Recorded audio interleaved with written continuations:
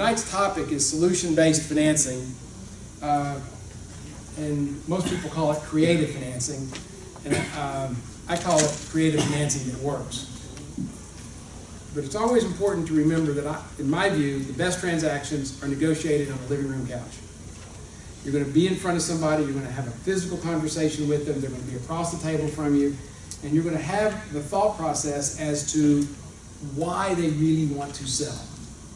And what happens is, solutions, and this is what I really want people that are new to understand and people that are experienced to rethink, is that solutions are about what you want. They're not about what the seller wants. That is the most common, that's the reason that I did a presentation back some time ago that win-win negotiations are a terrible idea. That is based on the assumption is always a tricky word, but it's based on the assumption that everybody wants a similar end goal.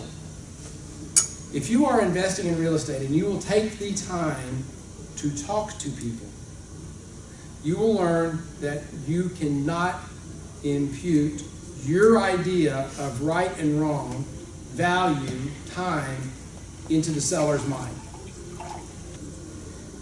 You can take all kinds of training that'll say that your goal is to make sure everybody's happy at the end, put yourself on the other side of the table, be able to turn the documents around, everybody be good with either side of it.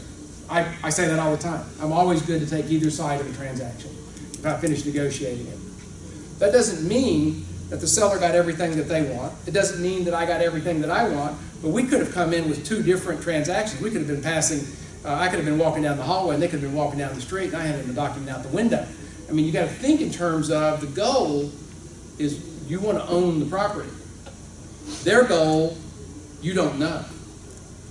The only thing you go into when you go into a negotiation is you know you want to buy that property at some price. And once you get that in your mind, putting any other thought about what the seller's goals are in place and in thought creates all kinds of problems. So what the typical thoughts are, people want to sell because they want the cash, they need to move, they need to avoid foreclosure. And you're thinking in terms of what creates value. Supply and demand is what people talk about creating value, but it's strictly financing. There were 241 homes sold in Knoxville, and of the 241 homes that were sold, I am going to say that 230 of those homes sold with a mortgage of some kind. Mm-hmm. So without financing, there is no demand for housing. FHA stops lending, there is no demand. So what happens is, you as investors are always needing to be aware of what's going on in the financing markets so that you can be prepared for what the future is going to look like 6 months, 9 months out. Bill and I were having a conversation, and he defines solution-based financing, which is a term I've used for years and years, as the application of creativity and financing in buying and selling real estate. When I talk about it, I'm talking about the successful buying and selling of real estate. And where you need to think in terms of, when you're having conversations with people,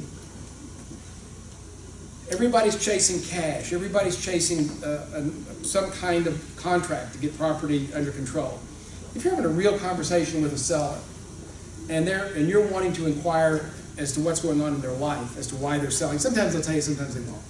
Most of the time, if you're sincere, they will tell you exactly. Mm-hmm. So it is possible that you can trade services for a down payment.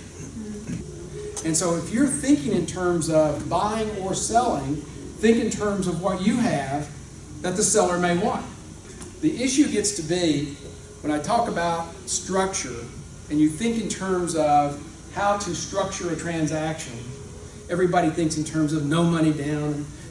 You tell me the price and I'll tell you the terms, and all the other sayings that are in the business. But when you talk to the seller of a piece of property that you're wanting to acquire, understanding what the advantage of an installment sale has for that seller, so that they can provide you seller financing on their home, is a real big deal. For you to be able to share that with them in a logical and clear way is something I will assure you 99% of the other people who knock on their door will not do. So the thought is that they are going to be able to sell you the property, minimize their capital gains tax, right? Receive more money today, and then finance the balance over a 3, 4 year, 5 year period of time, whatever number you come up with, at some interest rate, which lets them defer they're going to still pay their capital gains tax. They're just deferring it over time, paying less tax, and they're earning interest on the remaining balance that they're owed. I can assure you, this is an important concept to understand. There is nothing creative about this. There are hundreds of pages of tax code dealing with installment sales. But I assure you, once you understand it, then you can really begin to have conversations with people about how they are going to sell their property. And what we're wanting to talk about are ways in which transactions can get done. We don't want it to be confusing. We don't want to be talking about niches of this and chasing this.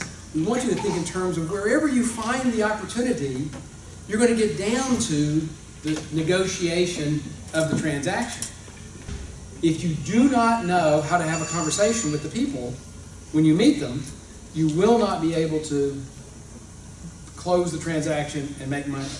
And what I want you to think in terms of is that your goal is to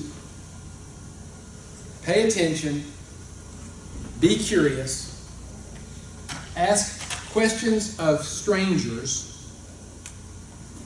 When you ask the question, listen to what they say, and then take action based on your level of risk. And that thought process, moving through those scenarios, are what make real estate investors.